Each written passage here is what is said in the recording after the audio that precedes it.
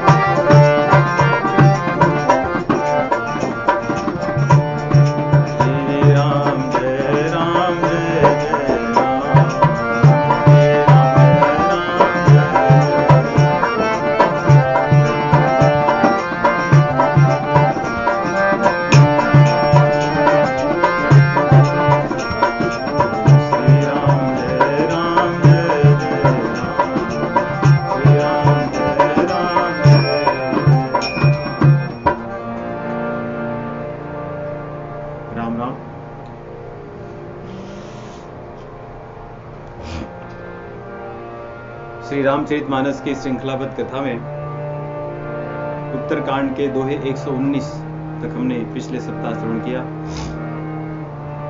गोस्वामी जी कहते हैं, जो चेतन कह जड़ करई जड़ई करई चैतन्य, अस समर्थ रघुनायक ही भजे ही जीवते धन्य।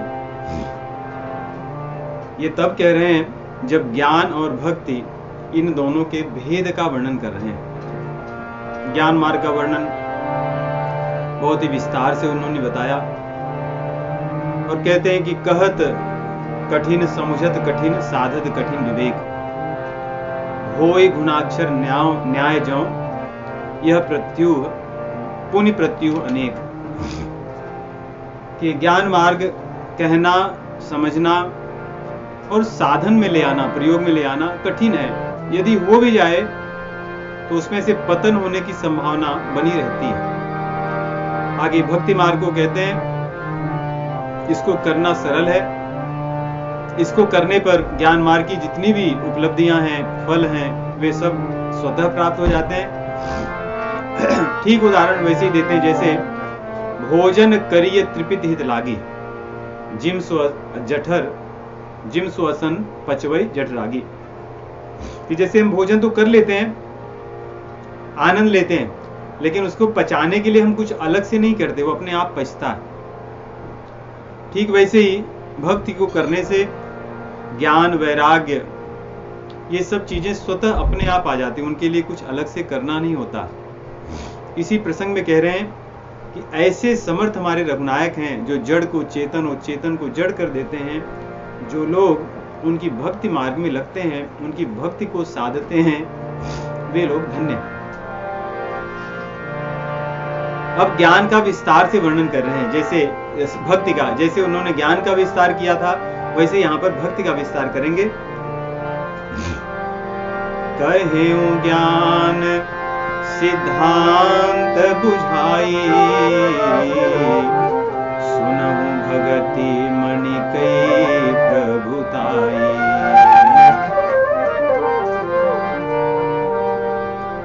कह रहे मैंने ज्ञान के सिद्धांत को समझा कर कहा, परंतु भक्ति की प्रभुताई को आप सुनिए। यहां पे ज्ञान की प्रभुता नहीं बोले, ज्ञान सिद्धांत है, परंतु भक्ति में कह रहे हैं इसमें बड़ी प्रभुत्व है स्वतः का, उसको आप सुनिए। प्रभुत्व इसलिए भी कि पहले कह के आए कि यदि भक्ति करोगे तो मुक्ति अपने आप हठ पूर्वक आती है, लेकिन हम उसको निरादर करते हैं, हमें नहीं चाहिए, फिर भी रहती कि मैं रहूंगी, जब चाहें आप तब ले लीजिएगा, जैसे ब्लैंक चेक हो। इसलिए कह रहे हैं भक्ति की प्रभुता को आप सुनिए, इसका प्रभुत्व है कैसा। ज्ञान का वर्णन दीपक के रूप में किया गया कि ज्ञान दीपक है, भक्ति मणि, भगति मणि। दोनों में कुछ समानताएं हैं और कुछ विषमताएं हैं। समानता ये कि दोनों का कार्य प्रकाश उत्पन्न करना है, अंधकार को दूर करना है। एक में अपने आप प्रकाश होता है, मणि में उसमें कुछ किया नहीं जा सकता, मणि में प्रकाश स्वतः होता है और उसके प्रकाश को कोई बुझा नहीं पाता।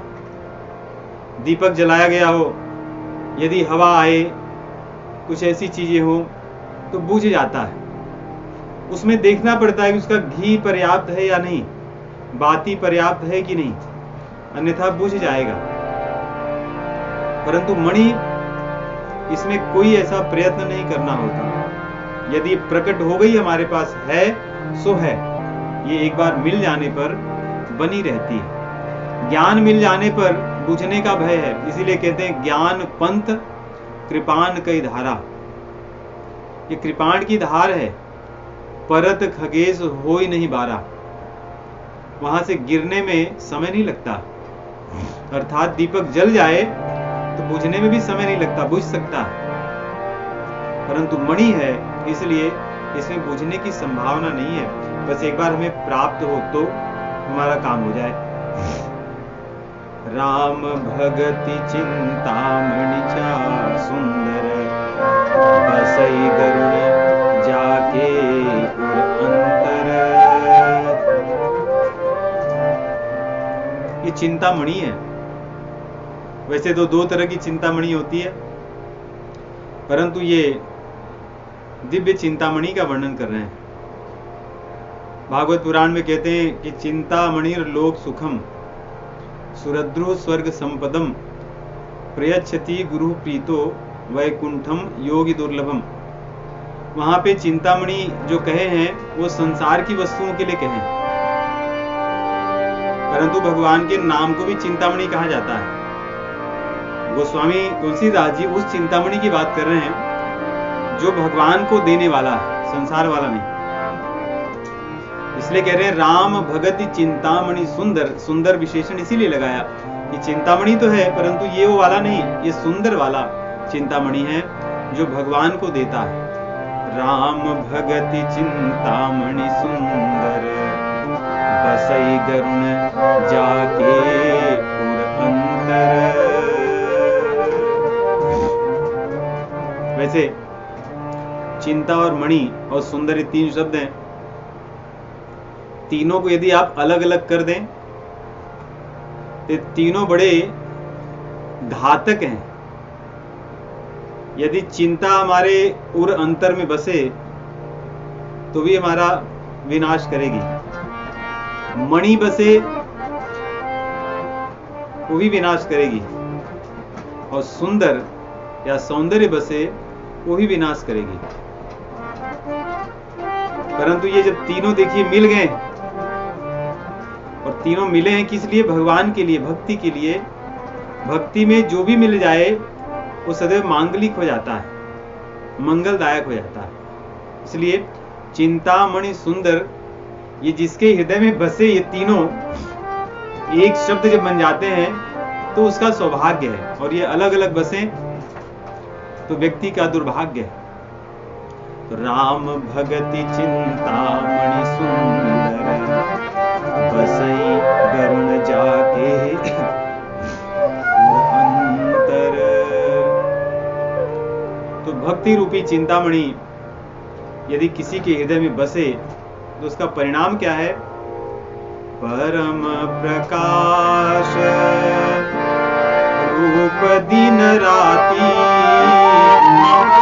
नहीं कछु चाहिए दिया कृत भाती।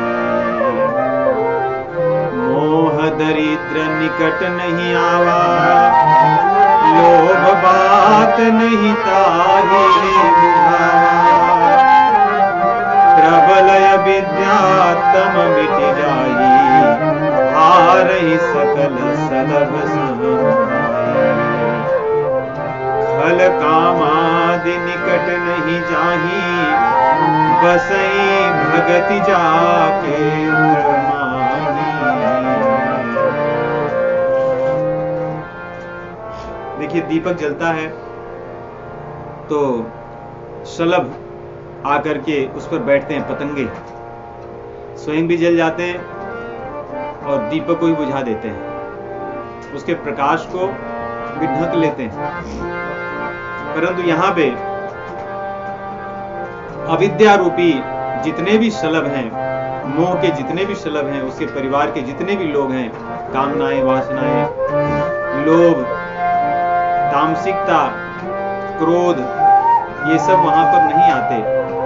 और अगर आते भी हैं, मान लो आ गए, तो उसको बुझा नहीं सकते।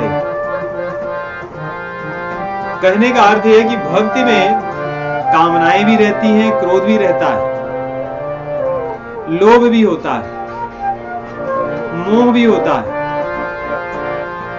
मद भी होता है, मत्सर भी हो सकता है। अर्थात जितने भी ये माया के परिवार के लोग हैं, भक्ति में हो सकते हैं। हनुमान जी में ही क्रोध भी था, क्रोध में आकर लंका को जला दिए। एक प्रकार से कहें तो उन्हें अभिमान भी है। जैसे जब पूछा जाता है आप कौन हो, कहते हैं दासो हम कौशलेंद्रस्य, कि जहां पे हूं की बात, मैं हूं, अपना ये बात करते हैं। उनकी कामनाएं भी खूब हैं, क्योंकि रावण जब पूछता है क्यों आए हो, तो कहते हैं की न चाहूं निज प्रभु कर काजा, मैं अपनी कामनाओं को उनको पूरा करने के लिए आया हूं। यदि हम इसी प्रकार देखें तो जितने भी हमें लगता है कि हमारे पास नहीं होने चाहिए, भगवान के बड़े बड़े भक्तों में, भगवान शिव जी के पास भी क्रोध है। तब शिव तीसर नयन उघारा, चितवत काम भयो जरि छारा। क्रोध में अपने नेत्र को खोले, काम देवता जलकर भस्म हो गए। तो लोभ भी दिखता है, भक्तों में लोभ होता है, अधिक से अधिक भगवान के प्रेम को प्राप्त करने का, अधिक से अधिक संसार से दूर होकर के भगवान के सम्मुख जाने का लोभ होता है। तो सभी दुर्गुण जो हम मानते हैं वे सब भक्ति में होते हैं, परंतु सभी का संबंध भगवान से जुड़ जाता है, इसलिए वे हमें कुछ कर नहीं पाते। कह रहे हैं कि यहाँ पे भी शलभ आएंगे, वो अग्नि को बुझाने वाले जो कीड़े पतंगे आते हैं, वे यहाँ आएंगे, परंतु उनका न तो हानि होगी उनकी और न तो मणि बुझने वाली है। दीपक वाले में दोनों की हानि होती है। तो ये भक्ति की महानता कितने सुंदर दृष्टांत से गोस्वामी तुलसीदास जी कहते हैं, लोभ रूपी वायु उसको बुझा नहीं सकता, न कभी बुझ सकती है। यहाँ पर क्योंकि मैंने जैसे उदाहरण दिया कि कामनाएं, वासनाएं जितनी भी थी या जो दुर्गुण हम मानते हैं, वे सब भगवान की सेवा में काम आ गए, जैसे हनुमान जी ने किया। भगवान शिव जी विवाह भी किए, जब रामचंद्र जी कह करके उनको गए, तब कह रहे हैं जितने भी बुरी चीजें दिखती हों, भक्ति के मार्ग में आकर वे सब चिन्मय हो जाती हैं, वे सब दिव्य हो जाती हैं। गरल अर्थात विष सुधासम हो जाता है। जैसे भगवान शिव जी ने गरल को पिया, परंतु इससे उनका यश प्रकट हुआ। अरहित हुई, शत्रु जो है मित्र हो जाता है। हनुमान जी जब लंका में जाते हैं, शत्रु का भाई विभीषण उनका परम मित्र हो गया। लंकिनी उनको सहायता करती है। और भी जितने भी लोग मिलते हैं, जैसे अंगद जी जाते हैं, उनको तो देख के ही लोग पहले से मार्ग बताते रहते कि यहाँ से जाइए, ये मार्ग है, पूछ भी नहीं रहे। तो ऐसे सब लोग मित्रता का कार्य करते हैं। और यदि इसके विपरीत हो तो जैसे जयंत का प्रसंग है, जो अपने लोग हैं मित्र, वे ही शत्रु जैसा व्यवहार करते हैं। मातु मृत्यु पितु शमन समाना। तो इस प्रकार कह रहे हैं कि भक्ति मार्ग में गरल सुधासम अरहित हुई। ये शरीर हमारी नश्वर है, किसी काम की नहीं है वास्तव में। यदि केवल शरीर की दृष्टि से देखा जाए तो मनुष्य के शरीर में और पशुओं के शरीर में क्या अंतर है? कीड़े में, सांप में, गधे में, घोड़े में, बिल्ली में और मनुष्य के शरीर में, सब में 5 तत्व हैं। मनुष्य के शरीर में भी वही है। और यदि यह शरीर भगवत भक्त के बिना ऐसे ही बीत जाए तो इसका महत्व बस उतना ही है जितना अन्य पशुओं का है। परंतु जिस शरीर का कोई महत्व न होने पर भी ये सबसे मूल्यवान हो सकती है यदि भगवत मार्ग में इसे लगाया जाए। यदि भगवत विमुख हो गए तो ये शरीर इतनी मूल्यवान होकर भी व्यर्थ है। प्रहलाद जी भागवत पुराण में कहते हैं कि कौमार आचरित प्राज्ञों धर्मान भागवतान यह दुर्लभम मानुषम जन्म। यहां तक कह के आगे कहते तदप्य ध्रुवमर्थदम। है तो ये बहुत ही दुर्लभ, लेकिन इसका लाभ तब होगा जब इसको सही जगह उपयोग किया जाएगा, अन्यथा इसका लाभ कुछ है नहीं। इतनी मूल्यवान होकर भी ये व्यर्थ हो जाएगी। वही बात यहाँ पे कह रहे हैं कि गरल सुधासम अरिमित हुई। भक्त के सम्मुख या भक्त के साथ, भक्त के मार्ग पर चलने से हमारे शत्रु मित्र जैसे, और भक्त के मार्ग पर न चलने से हमारे मित्र भी हों तो शत्रु जैसे ही अंत में काम आएंगे। कह रहे इस मणि को पाए बिना कोई सुखी नहीं हो सकता। इस मणि का एक और बढ़िया लाभ है,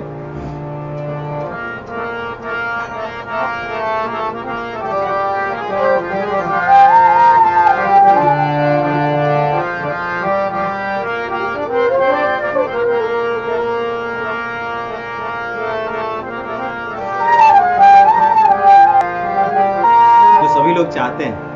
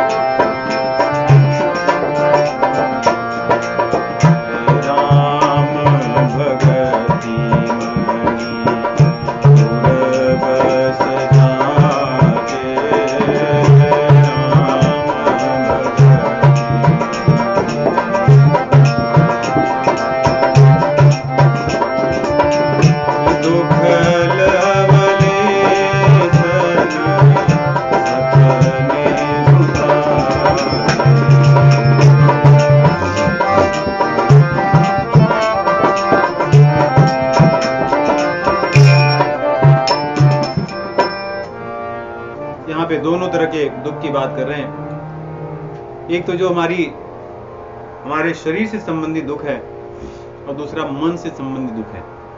व्यापहि मानस रोगन भारी। मानसिक रोग बहुत भारी होता है। शारीरिक रोग तो सहा जा सकता है, सामान्य पेन किलर से भी काम हो जाता है, लेकिन मानसिक रोग के लिए बड़े बड़े पेन किलर की आवश्यकता होती है। और शारीरिक पीड़ा वाला जो पेन किलर होता है उसके साइड इफेक्ट तो कम ही होते हैं। मानसिक पीड़ा का जो पेन किलर होता है उसका साइड इफेक्ट बहुत अधिक होता है। शारीरिक जो पीड़ा है वो तो यहाँ पे ओवर द काउंटर पे भी उसके पेन किलर मिल जाते हैं, लेकिन मानसिक वाले के नहीं मिलते। उसके लिए तो विशेष जो स्पेशलिस्ट होंगे वो जब लिखेंगे तभी मिलता है। अर्थात मानसिक रोग बहुत भयंकर है। इसलिए कह रहे हैं व्यापहि मानस रोग न भारी। मानसिक रोग जो बड़े माने जाते हैं वे नहीं होते भक्ति मार्ग पर। ये बात बड़ी दृढ़ता से हमें हृदय में बैठानी चाहिए। यदि हम भक्ति मार्ग में लगे हैं तो मानसिक रोग हमारा नष्ट होना चाहिए। शारीरिक रोग भले नष्ट ना हो, क्योंकि शारीरिक रोग तुम्हारे प्रारब्ध से अधिकतर होता है, परंतु मानसिक रोग तो हमारे जो क्रियमाण कर्म है सामान्यतः उन्हीं से होता है। हमारी वासनाओं के कारण, हमारे कुसंस्कारों के कारण होता है। इसलिए भक्ति मार्ग में मानसिक रोग पहले नष्ट होता है, शारीरिक रोग हो या ना हो। कई बार भक्तों के जीवन में शारीरिक रोग तो रहता है, परंतु मानसिक रोग नहीं होता, प्रसन्न रहते हैं, जैसे भी हैं प्रभु के हैं। कह रहे हैं जिनके बस सब जीव दुखारी। संसार के सभी लोग मानसिक रोग से पीड़ित हैं, परंतु भक्तों की विशेषता यही है कि वो उस मानसिक रोग से पीड़ित नहीं होते और नहीं होना चाहिए। शारीरिक रोग हो सकता है परंतु मानसिक रोग नहीं। कह रहे ऐसी जो भक्ति मणि है जिसके हृदय में रहती है उसको दुख का लवलेश भी नहीं होता। दुख की बात छोड़ दीजिए, दुख का लवलेश। लव का मतलब ही होता है एक छोटा सा बिंदु या कण, और लेस लग गया अर्थात उसका भी छोटा सा अंश। अर्थात सूक्ष्माति सूक्ष्म दुख भी भक्त के जीवन में विशेष रूप के मानसिक नहीं होता, और शारीरिक को दुख मानता भी नहीं, क्योंकि जब अपने मन को प्रभु में लगा दिए, प्रभु को अपना मान लिया, जो आनंद सिंधु सुख राशि सीकर ते त्रैलोक सुपासी, सो सुख धाम राम असनामा, अखिल लोक दायक विश्रामा। तो जो संपूर्ण विश्व को विश्राम देने वाले हैं, जिनके सुख या जिनके आनंद के सागर के एक सीकर अर्थात एक सीक में लगा हुआ जल, उसके भी जब झाड़ देने पर जो छोटे छोटे कण होते हैं, उसी से संसार में सुख और आनंद दिखता है। यदि हमने उनको अपना मान लिया और हम उनके हो गए, तो हमें किसी प्रकार का तब मानसिक रोग या ऐसी भावना मन में क्षोभ की नहीं होनी चाहिए। तो गोस्वामी जी कहते हैं विनय पत्रिका में कि आनंद सिंधु मध्य तव बासा, बिनु जाने कत मरसी पियासा। कि तो आनंद का जो सिंधु है उसी के बीच में बैठा हुआ है और तुम्हें पता ही नहीं है कि इसी को पीना है और प्यास से मरे जा रहे हैं। वैसे ही हमने यदि भक्ति के मार्ग को अपना साधन माना है या उस मार्ग को अपने जीवन का लक्ष्य माना है, तो अंततः हमारे पास खोने के लिए क्या है? हमारे पास जो यदि कुछ है तो बस पाने के लिए, खोने के लिए कुछ नहीं। हम वही चीजें खोएंगे जो वास्तव में खो देना ही, उसमें ही हमारी भलाई है। अपने कुछ संस्कारों को खोएंगे, भोग विलास की भावनाओं को खोएंगे, जो हमारे कुछ संस्कार अनेकों जन्मों से चले आए हैं, जिनके कारण हम संसार को छोड़ नहीं पा रहे हैं, उन कुसंस्कारों को छोड़ेंगे। परंतु पाने के लिए क्या है? पाने के लिए तो हमारे पास कहते हैं उसकी सीमा नहीं है, प्रभु है मैं पाने के लिए। इसलिए गोस्वामी जी भक्त के वर्णन में कह रहे हैं दुख लवलेश न, एक तो दुख उसका लव का लेस, और आगे सपने हो, सपने में भी नहीं। अब इससे अधिक और क्या विलक्षणता हो सकती है कि दुख लवलेश न सपने हो ताके। तो जब इतनी बड़ी महिमा है भक्ति की, तो प्रश्न उठता है कि हम पाएं कैसे। ज्ञान मार्ग को तो उन्होंने बताया कि भाई आरंभ होगी सात्विक श्रद्धा से और अंत में जाकर के 3 अवस्था 3 गुण ते कपास होने काढ़ से होगा, अर्थात तुरीय अवस्था तक आप जाओगे, फिर उसके बाद में आप दीपक को जलाओगे। तो बड़ी लंबी चौड़ी प्रक्रिया है। भक्ति की भी ऐसे ही है क्या? आप बताइए हमें कि भक्ति की क्या है। भक्ति की प्रक्रिया बताते हैं। चतुर शिरोमणि तेई जग माही, जे मनि लागे सुजतन कराही। चौपाई के दोनों भाग में बड़ी विशेषण भरे शब्द लिखे हैं। कहते हैं कि जो भक्ति के बारे में सोचता है उसको कह रहे हैं चतुर। जैसे हम लोग कई बार चर्चा करते हैं कि भक्तों को चतुर होना चाहिए, तो चतुर पर ही नहीं रुकते, कह रहे हैं चतुर शिरोमणि। जो चतुरों में शिरोमणि होगा वही भक्ति मार्ग के लिए सोचेगा। चतुर शिरोमणि तेई जग माही, जे मनि लागे सुजतन कराही। और यतन भी नहीं कह रहे सुजतन, क्योंकि यत्न तो भक्ति मार्ग में करना पड़ा है, बहुत कठिन है, पर यहाँ पे सुयतन है।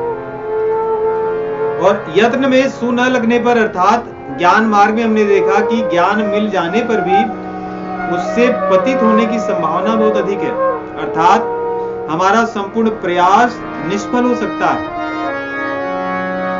परंतु यहां पर ऐसी संभावना नहीं है, इसलिए कह रहे हैं जे मनि लाग सुजतन कराही।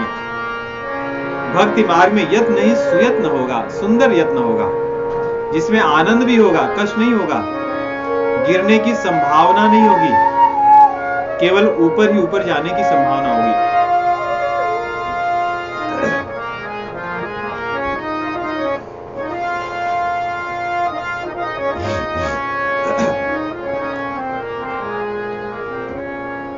कह रहे ये मणि सर्वत्र उपलब्ध है, परंतु लोगों को पता नहीं कि मणि है कहां, कैसे मिलेगी। इसलिए चतुर शिरोमणि, जो चतुर शिरोमणि उन्हें पता है और वे लोग बड़ी सरलता से जाके ले लेते हैं। जैसे हम मार्ग में चलते रहें, वहां पे बढ़िया सुंदर सुंदर कांच के हीरे के जैसे दिखने वाले सब गोलियां पड़ी हों, और वहीं पर कोयले के जैसे दिखने वाले खदानों से निकले हुए हीरे पड़े हों, तो जब लोग चलेंगे, अधिकतर लोगों की दृष्टि कांच के सुंदर चमकीले जो गोलियां उन्हीं पर पड़ेंगी और उन्हीं को लेने का प्रयत्न करेंगे। परंतु जो चतुर होंगे, जिनको परख होगी, वे लोग ही जाकर के कोयले के जैसे दिखने वाले हीरे के पत्थरों को लेंगे। इसलिए यहां कह रहे हैं कि वे लोग बड़े चतुर हैं, शिरोमणि हैं, सुयत्न करते हैं। जैसे हीरे को ला करके, ऐसे नहीं कि कांच को तो लाकर आप रख दोगे कि ये देखो, लोग कहेंगे क्या है, शो पीस है, बहुत अच्छी है, और आप कुछ भी लिख दोगे, लोग पढ़ेंगे, वाहवाही करेंगे कि बहुत अच्छी बात है। लेकिन अगर आप कोयले जैसे दिखने वाले हीरे को लाओगे, वैसे ही रखोगे, तो कोई पूछने वाला नहीं, लोग आपको मूर्ख भी कह सकते हैं। उस कोयले जैसे दिखने वाले हीरे का लाभ उठाने के लिए आपको सुंदर यत्न करना होगा, जौहरी के पास जाना होगा या स्वयं उसको तराशना होगा, तब लाभ मिलेगा। कह रहे हैं ऐसे ही ये मणि भक्ति रूपी प्रकट है, परंतु कोई कोई उसको पाते हैं। कौन पाते हैं? जिन पर राम की कृपा होती है। राम की कृपा होने पर क्या होता है? बिनु सत्संग विवेक न होई, राम कृपा बिनु सुलभ न सोई। रामचंद्र जी की कृपा से सत्संग मिलता है। कह रहे हैं जिन पर रामचंद्र जी की कृपा नहीं होती, उन्हें सत्संग नहीं मिलता, और जिन्हें सत्संग नहीं मिलता, उन्हें भक्ति रूपी मणि नहीं मिलती। उसका विस्तार आगे की चौपाइयों में कह रहे हैं। सोमणि यद्यपि प्रगट जगय हई, राम कृपा बिनु मूल हई।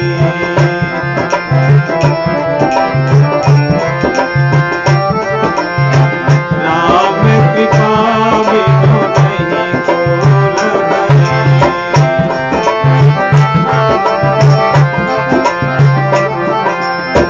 सुगम उपाय पाइबे तेरे,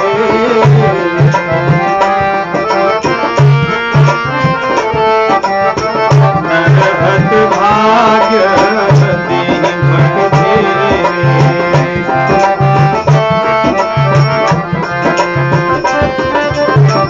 सुगम उपाय पाइबे तेरे,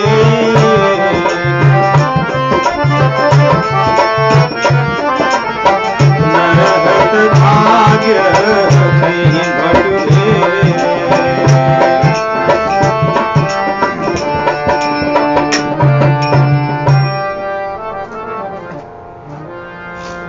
नरहत भाग्य देहि भट भेरे। कह रहे सुगम उपाय पाइबे केरे, उसको पाने का उपाय तो बहुत सरल है, क्योंकि राम की कृपा के बिना नहीं मिलता।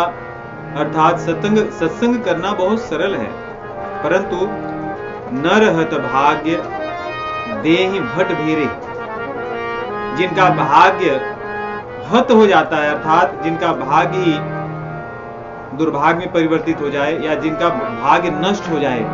इसीलिए अगर इस चौपाई का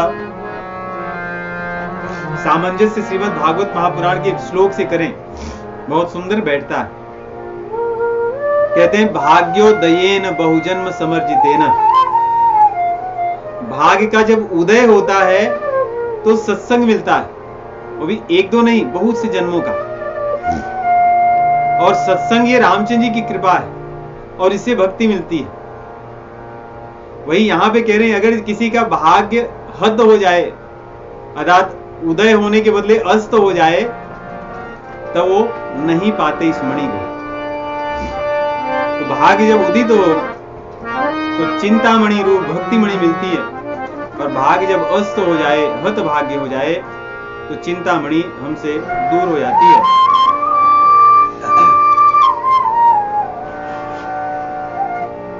आगे जो दृष्टांत दे रहे हैं, कहते हैं खदानों में से कैसे खोदे जाते हैं। तो कौन सी चीजें खदान है?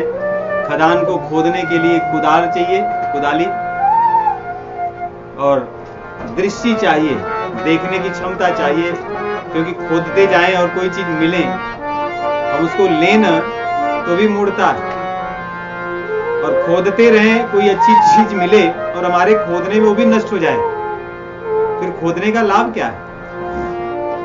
इसलिए हम खोदें, कैसे खोदें, कैसे पता चलेगा कि खोदने पर जो मिलना था मिल गया, वो आगे वर्णन है। पावन पर्वत वेद पुराना, राम कथा रुचिरा करना। पावन पर्वत वेद पुराना, राम कथा रुचिराकर नाना। कहते हैं कि जैसे पर्वत होते हैं या खदानें होती हैं, उनमें सब में मणि छिपी हुई होती है। उस मणि को वही लोग निकाल पाते हैं जिन्हें ज्ञान होता है, जिनके पास कला होती है।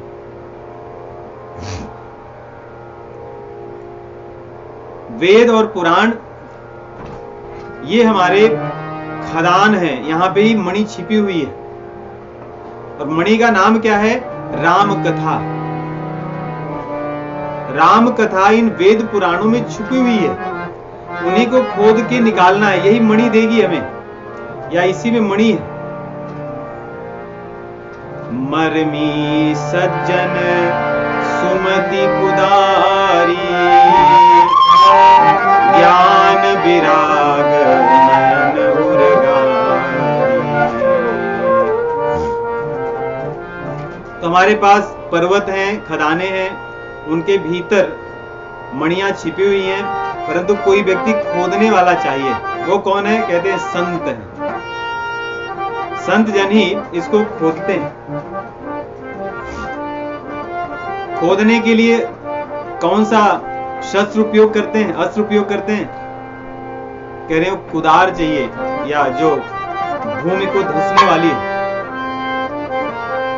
यहां पर उनकी सुमति जो है संतों की, वही इस मणि को खोद सकती है। वेद और पुराणों में रामचंद्र जी का गुण, उनकी लीलाएं, उनके जो चरित्र हैं छिपे हुए हैं। क्योंकि देखिए, हम किसी को पुराण दे दें, इतिहास दे दें, रामायण महाभारत दे दें, पढ़ ले आदमी, और पढ़ने वाले बहुत से हैं। दुनिया की अधिकतर बड़ी बड़ी यूनिवर्सिटीज में जो कल्चरल डिपार्टमेंट हैं, रिलीजियस डिपार्टमेंट्स हैं, उनमें सब में रामायण भी पढ़ी जाती है, हमारे श्रीमद् भागवत महापुराण पढ़े जाते हैं। जिनको न पता हो, यूनिवर्सिटीज में भागवत पुराण भी पढ़ते हैं, क्योंकि इसके जो श्लोक हैं अन्य पुराणों के संदर्भ में यदि इनकी तुलना करें तो बड़े अनोखे हैं।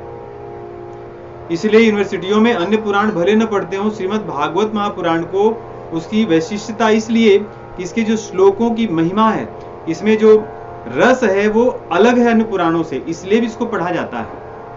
और अपनी वेस्टर्न यूनिवर्सिटीज में अधिकतर सभी में, और जहां हम लोग रहते हैं यहाँ की भी यूनिवर्सिटी में बहुत अच्छा डिपार्टमेंट है संस्कृत का, वहां पर भी आपको श्रीमद् भागवत महापुराण ये पढ़ा जाता है। हम ऐसे व्यक्ति के माध्यम से जानते हैं जिन्होंने वहां पर पढ़ा भी है। केवल इसलिए पढ़ते हैं कि कहते हैं इसमें बड़ी चीजें अच्छी साहित्य की दृष्टि से हैं। तो परंतु पढ़ते तो सब हैं, परंतु आचरण में कहां आता है? संत महात्मा हो सकता है कई बार इतने न पढ़े, क्योंकि बाकी लोग तो पीएचडी करने के लिए करते हैं। हो सकता है उसको 10 बार पढ़े हो, पूरा का पूरा पढ़े हो, परंतु हो सकता है संत महात्मा सभी श्लोकों को न पढ़े हो, ऐसी भी संभावना हो सकती है। परंतु सुने होते हैं, उसको जीते हैं, भगवत कृपा से वो ज्ञान उनके हृदय में प्रकट होता है। इसलिए यहां पे कह रहे हैं जो मर्मी सज्जन, इन वेदों पुराणों में छिपे हुए जो भगवान के चरित्र हैं, उसके मर्म को जानने वाले संत जन होते हैं। जैसे पहाड़ों पर सब जगह नहीं खोदा जा सकता, जो जानकार होते हैं, मर्मी होते हैं, रहस्य को जानने वाले होते हैं, वे बताते हैं कि यहाँ पर खोदना है। या आजकल टेक्नोलॉजी के माध्यम से पता चलता है कि यहाँ पर खोदने से हमें अनमोल वस्तुएं मिल सकती हैं, तो वहां पे खोदा जाता है। वैसे ही संत महात्मा हैं, क्योंकि वेद अनंत हैं, पुराणों का भी कोई था नहीं है, ये भी बहुत हैं और बड़े इनमें भेद हैं। इसलिए जो मर्मी लोग होते हैं उन्हें पता होता है कि कहां खोदना है, कितना खोदना है, कब तक खोदना है, जिससे हमारा काम हो जाए। और वे खोदते किससे हैं? अपनी सुमति से, अपनी अच्छी बुद्धि से, विवेकवती बुद्धि से, उससे खोदते हैं। और देखते कैसे हैं? क्योंकि खोदते समय देखना होगा, नहीं तो अपने पैर पे भी कुल्हाड़ी मार सकते हैं खोदते खोदते। तो इसलिए दोनों नेत्र खोले रखने होंगे। वो नेत्र हैं ज्ञान और वैराग्य के। जैसे हमने कहा कि यूनिवर्सिटियों में पढ़ते तो हैं, लेकिन वहां पे वैराग्य तो पता नहीं कहां होता है, इसलिए खुदाई में मिलता नहीं कुछ। ज्ञान जो होता है वो सांसारिक ज्ञान की दृष्टि से उनको देखते हैं, दिव्य ज्ञान नहीं होता। इसलिए ज्ञान और वैराग्य रूपी नेत्रों से और अपनी सुमत रूपी कुदार से संत महात्मा वेद पुराणों को खोदते हैं, और खोद कर उसमें से रामचरित्र को, कृष्ण चरित्र को, भगवत चरित्र को, हरि चरित्र को उसको मणि के रूप में निकालते हैं, और निकाल करके तब वो देते हैं। भाव सहित खोजई जो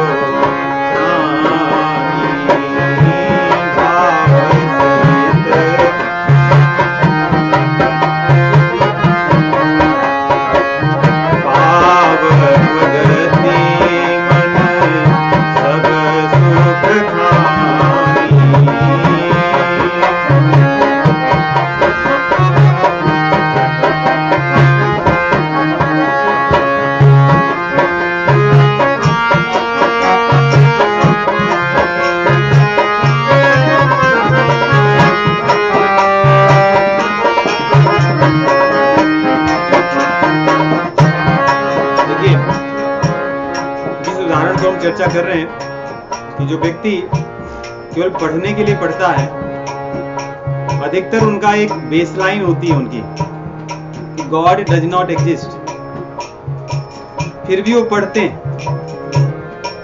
और जितना उन्हें समझना होता है, जो कुछ करना होता है उसके आधार पे करते हैं, परंतु उनकी बेसलाइन नहीं बदलती है। लेकिन जो सज्जन है उनकी बेसलाइन अलग होती है कि गॉड डज एग्जिस्ट, उसके बाद वो ढूंढते हैं। इसी को गोस्वामी जी कहते हैं भाव सहित हो जई जो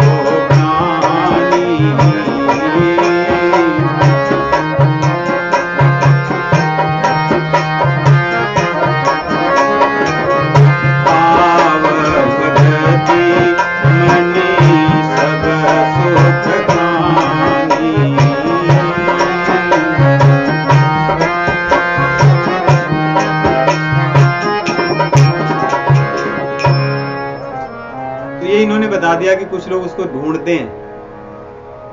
अब देखिए, अब यहां से ऐसा लग रहा है कि विषय बदल रहा है। यहां तक तो बता दिए कि भक्ति ये होती है मणि, उसको पाना सरल है, कैसे मिलता है। कह रहे हैं संत लोग हैं, वे लोग खोद करके निकाल लेते हैं, भाव सहित खोजें जी प्राणी। अब इन संतों के पास आ गई मणि, तो बाकी लोगों को कैसे मिलेगी?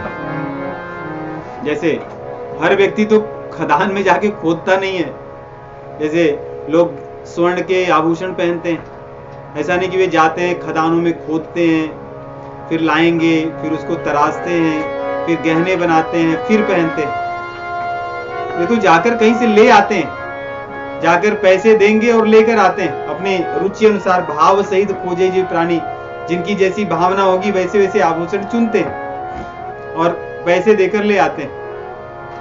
वैसे ही संत महात्माओं ने सब निकाल कर तो रखा है, लेकिन वहां पर भी जो भाव सहित जाएंगे वे लोग ही उस आभूषण को लेकर आते हैं, उस रत्न को लेकर आते हैं। भाव सहित खोजई जो प्राणी, भाव सब सुख खानी,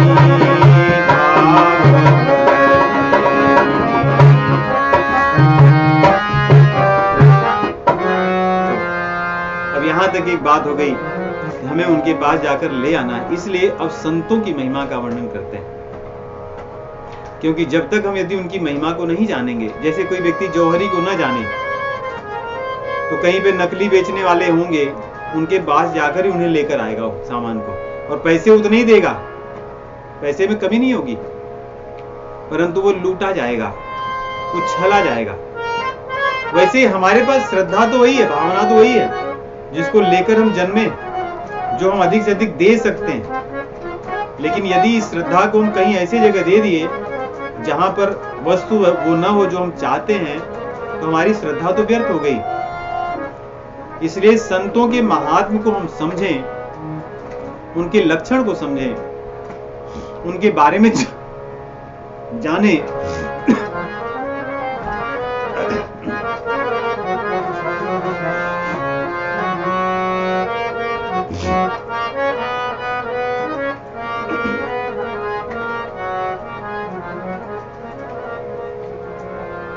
अब रामचंद्र जी के जो चरित्र हैं वे वेदों पुराण से ढूंढ कर निकालने वाले लोग हैं। इसलिए कह रहे हैं जो लोग निकाल कर सबको बांटते हैं वे लोग भगवान से ही बड़े हैं। क्योंकि यदि भगवान तो ही हैं, भगवान स्वयं आकर के हमें तो नहीं मिलते, परंतु कोई लाकर उन्हें हमें दे देता है या हमें ले जाकर उनके चरणों में बैठा देता है। इसलिए उस व्यक्ति का अधिक महत्व है। उसी को संत कहते हैं, उसी को गुरु कहते हैं, उसी को भगवान का भक्त कहते हैं। गोस्वामी तुलसीदास जी यहाँ पर वैष्णवों के कहते हैं अपेल सिद्धांत की बात करते हैं। मोरे मन प्रभु अस विश्वासा, राम ते अधिक राम कर दासा। रामचंद्र जी तो वही हैं, लेकिन वो हमें मिले कैसे? वो उनके दासों के माध्यम से मिले।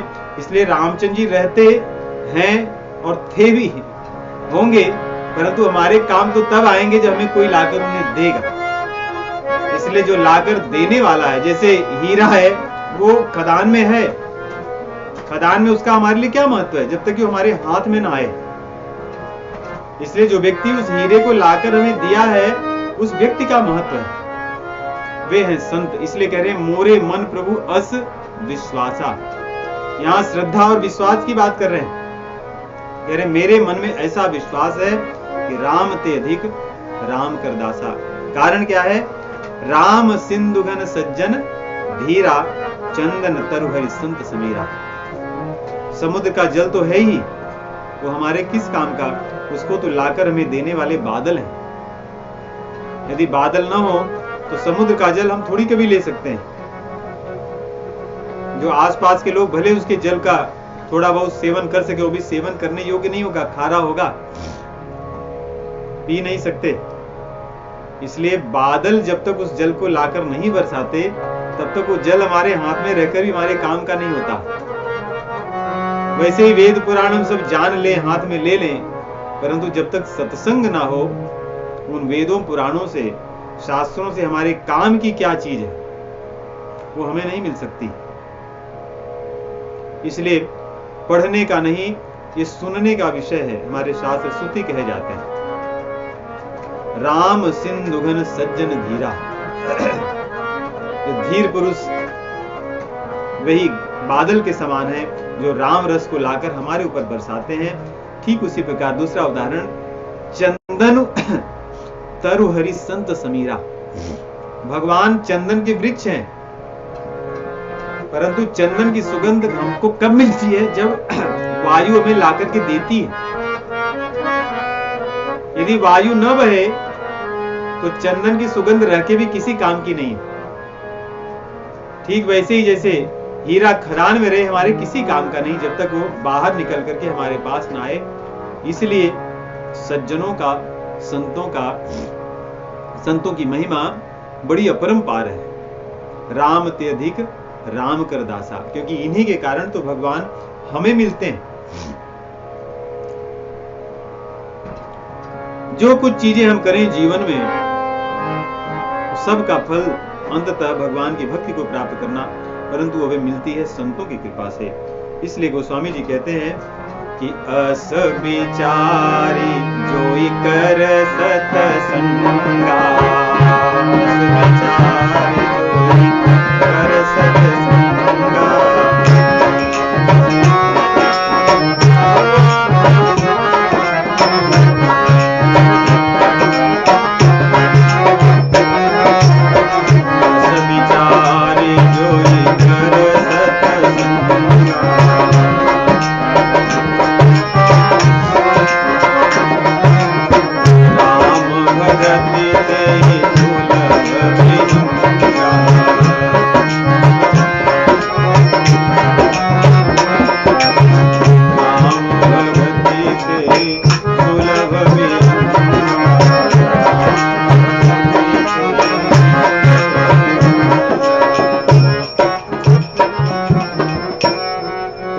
बातें बताएं, कह रहे हैं इन बातों को विचार कर, जानकर, चिंतन करके, सोच कर यदि कोई व्यक्ति सत्संग करता है तो उसे राम भगत ते ही सुलभ, आगे विहंगा कह रहे हैं। विहंग अर्थात क्या? पक्षी।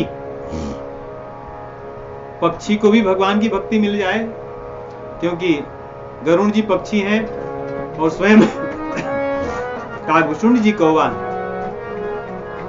कागभूषुंड जी तो भक्ति मार्ग के अधिकारी, भक्ति मार्ग के आचार्य,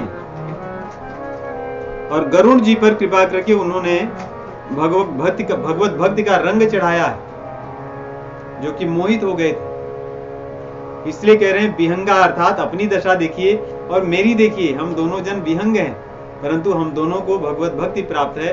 कारण क्या है? सत्संग। मैंने सत्संग लोमस मुनि से किया, जिनकी कृपा से मुझे रामचरितमानस मिला है, और आपने सत्संग मेरे साथ किया, जिससे आपको सुलभ हो गई है भगवत भक्ति। तो हम सभी को मिल सकती है। हमारे एक काका जी थे, कहा करते थे, कहते थे कलयुग में तो बहुत सरल है भक्ति को पाना, बात खा करके। मोरे मन प्रभु अस विश्वासा, राम ते अधिक राम कर दासा।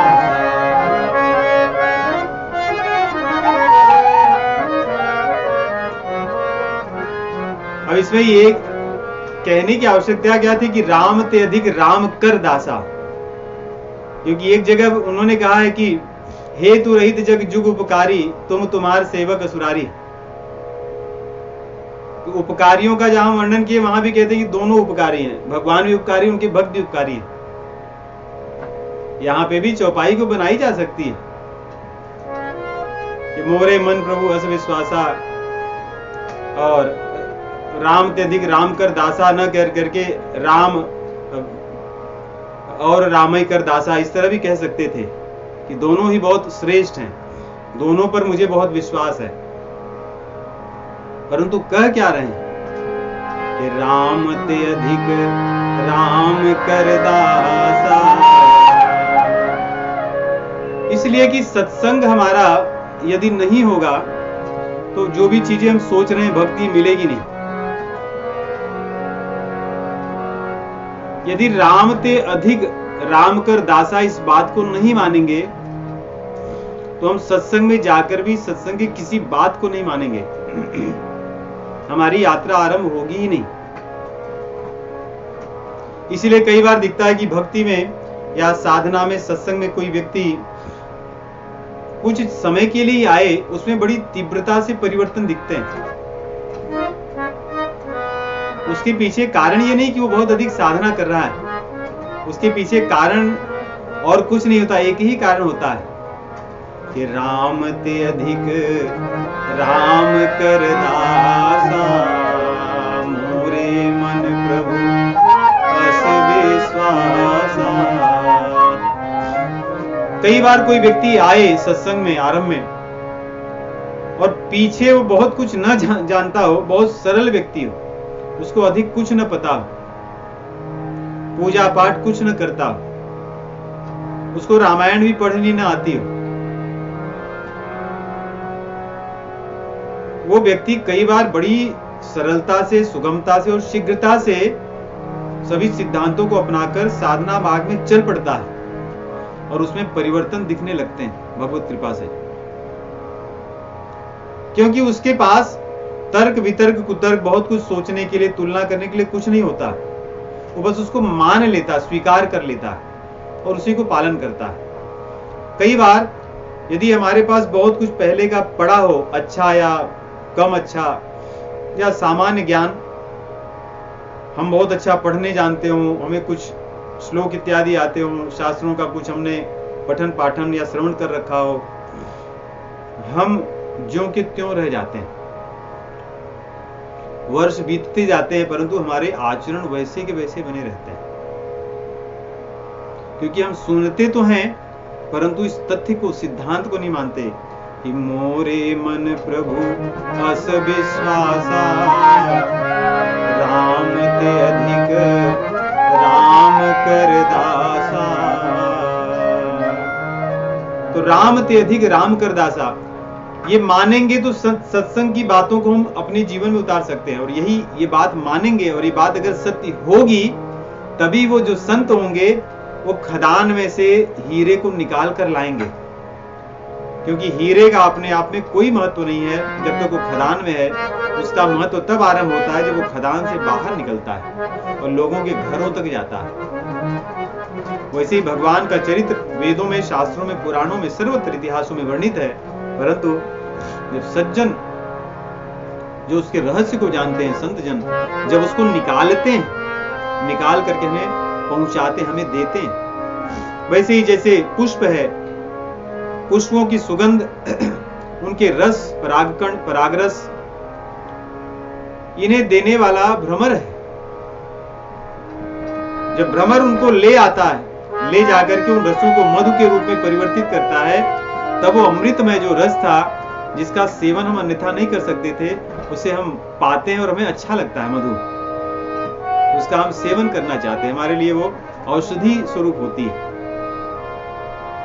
वैसे ही संत जन है जो इन शास्त्रों के रहस्य को निकाल करके देश काल परिस्थिति के अनुसार हमारे कल्याण के लिए, तो एक प्रकार कहते हैं ना दवाई बना के, जैसे वैद्य दवाई बना करके ये पुड़िया आपके लिए, ये आपके लिए औषधि तो है, परंतु उसको वैसे ही न दे करके उसको बढ़िया बना करके और मीठी बना करके हमारे रोग के अनुसार, जिससे हम ठीक हो जाएं, उस प्रकार बना कर देते हैं। इसलिए कहते हैं कि मोरे मन प्रभु अस विश्वासा, राम ते अधिक राम कर दासा।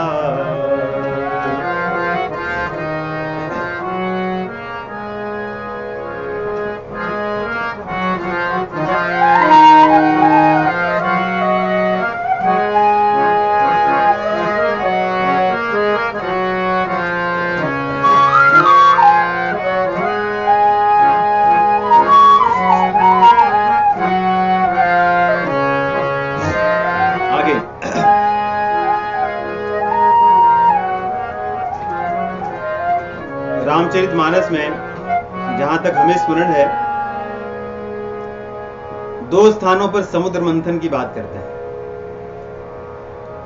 एक यहां पर कर रहे हैं उत्तरकांड के 120 दोहे में, ब्रह्म पयोनिधि मंदर, ज्ञान संत सुरराही, कथा सुधा मथि काढ़ही, भगति मधुरता जाही। कह रहे हैं यहां समुद्र मंथन हो रहा है। समुद्र क्या है? ब्रह्म, अर्थात शास्त्रों वेदों में जो भगवत चर्चा है, ब्रह्म निरूपण जो है। क्योंकि यदि आप उपनिषद पढ़ें तो बड़ी जल्दी जमहाई आने लगेगी, नींद आने लगेगी, ऐसा लगेगी क्या है ये, किसकी चर्चा कर रहे हैं। जब तक सही ढंग से हमें कोई समझाए ना, हमारी उसमें कुछ स्थिति ना हो, हम उपनिषदों के रस का आस्वादन नहीं कर सकते, एकदम फीका लगेगा। से कह रहे हैं ब्रह्म पयोनिधि मंदर, वो ब्रह्म जो निरूपण सर्वत्र हुआ है, उसको अलग अलग लोग ब्रह्म अर्थात कुछ लोग उसको निराकार जैसे मानते हैं, परंतु भक्तों के लिए जहां ब्रह्म अर्थात जो सबसे बड़ा है, हमारे भगवान, जिनका वर्णन सर्वत्र है, ये सागर जैसा है और इसको मथने के लिए ज्ञान चाहिए। जब तक ज्ञान न हो तब तक हम उनमें से भगवान की बातों को निकालकर हम सामान्य व्यक्ति को, सामान्य जन को समझा नहीं सकते। इसलिए मथने के लिए जो मंदिर है वो संतों का ज्ञान है, संत है, ज्ञान है। और जो मथने वाले कौन है? मथने वाले देवता। जैसे हम समुद्र मंथन भागवत पुराण में देखते हैं, वहां देवता भी हैं, असुर भी हैं। यहाँ पर रामचरितमानस विशेषता, यहाँ राक्षस लोग नहीं है, यहाँ पर भी मथने वाले संत लोग हैं, केवल मिलकर मथ रहे हैं। सब संत लोग मिलकर के मथ रहे हैं उपनिषदों को, वेदों को, पुराणों को। फिर उसमें से किससे? अपने ज्ञान रूपी मंदिर से। फिर उसमें से निकल रहा है क्या? अमृत। कैसा है अमृत? कथा। कथा अमृत, कथा सुधा। उसको उसमें मध्य काढ़ी, और उसमें मिठास कौन सी है? इस अमृत रूपी जो कथा है, इसमें मिठाई क्या है? वही मधुरता, भक्ति है।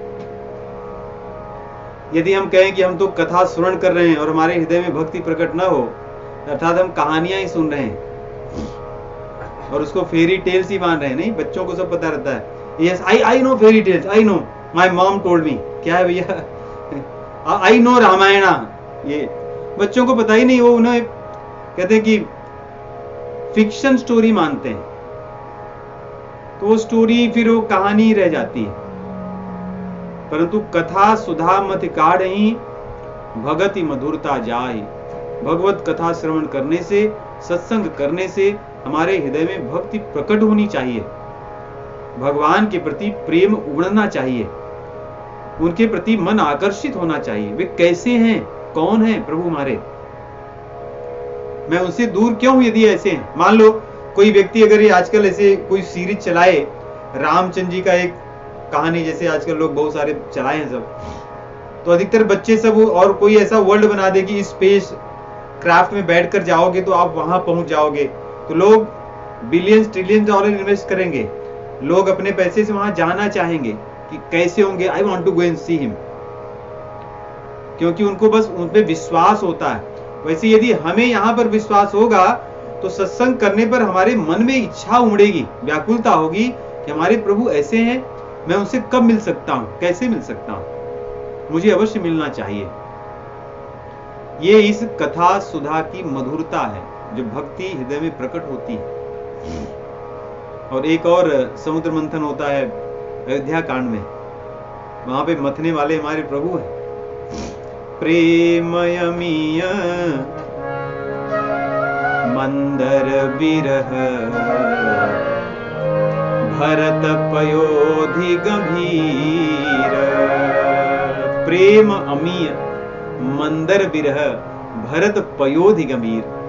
वहां पे भरत जी ही समुद्र है, उनके अंदर जो बिरह है वही मंदर है। और प्रेम अमी, उसमें प्रगटा क्या है मथने के बाद, अमृत क्या है, प्रेम है।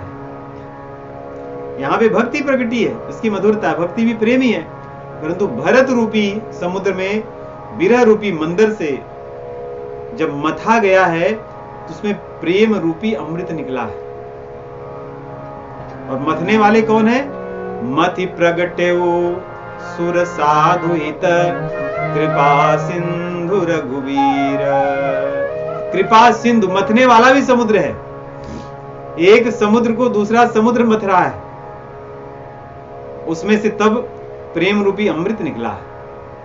सुर साधु हित, तो यहां पे भी अमृत निकला है और वहां पर भी अमृत निकला है। दोनों में केवल देवता लोग ही या असुर नहीं है मंथन करने वाले, अर्थात इस भक्ति मार्ग में असुरों का कोई स्थान नहीं है, यहां पर वो रह ही नहीं सकते। बिरत चर्म असि ज्ञान मदल लोभ मोह रिप मारे, जय पाइये सो हरि भक्ति देखो खगेश विचारे।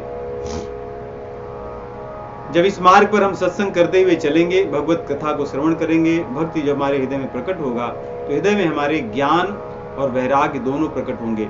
जो ज्ञान है इसी को तलवार कह रहे हैं। जैसे अस्त्र और शस्त्र दो होते हैं, अस्त्र अर्थात जिससे आप मारते हो, शस्त्र अर्थात जिससे आप रोकते हो। तो यहाँ पे शस्त्र क्या है? चर्म जिसको कहते हैं, ढाल, वो है वैराग्य। और जिससे आप मारते हो तलवार, वो है ज्ञान। तो ज्ञान से आप समझ करके नहीं, ये नहीं करना, ये नहीं करना, ये नहीं करना, ये नहीं करना। और वैराग्य से जो चीजें हैं उनका कैसे उपयोग करना, ये दोनों में अंतर है। जो चीजें हमारे पास हैं नहीं, उनसे कौन सा वैराग्य? कोई व्यक्ति के पास खाने के लिए हो नहीं और उसको कहे कि मैंने सब कुछ त्याग दिया है, मैं वैराग्य का जीवन जीता हूं। जब है ही नहीं तो कौन सा वैराग्य? इसलिए जो हमारे पास चीजें हैं उनका किस प्रकार हम विवेक पूर्वक, वैराग्य पूर्वक उनका उपयोग करते हैं, उपभोग नहीं, भगवत सेवा में कैसे उपयोग करते हैं, ये हमारी है विरति।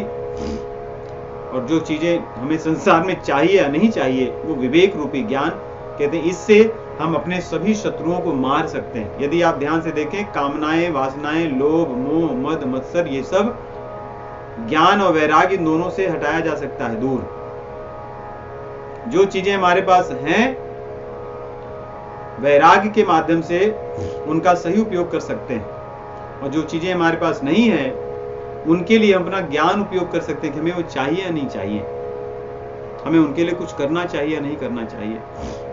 ऐसा कहकर करके हम विजय प्राप्त कर सकते हैं अपने शत्रुओं पर। और जो विजय है वही भक्ति कही जाती है, वही भक्ति मणि है, जिसका निरूपण गोस्वामी तुलसीदास जी ने इन पिछले 4 दोहों में ज्ञान और भक्ति के तत्व के भेद के रूप में किया है।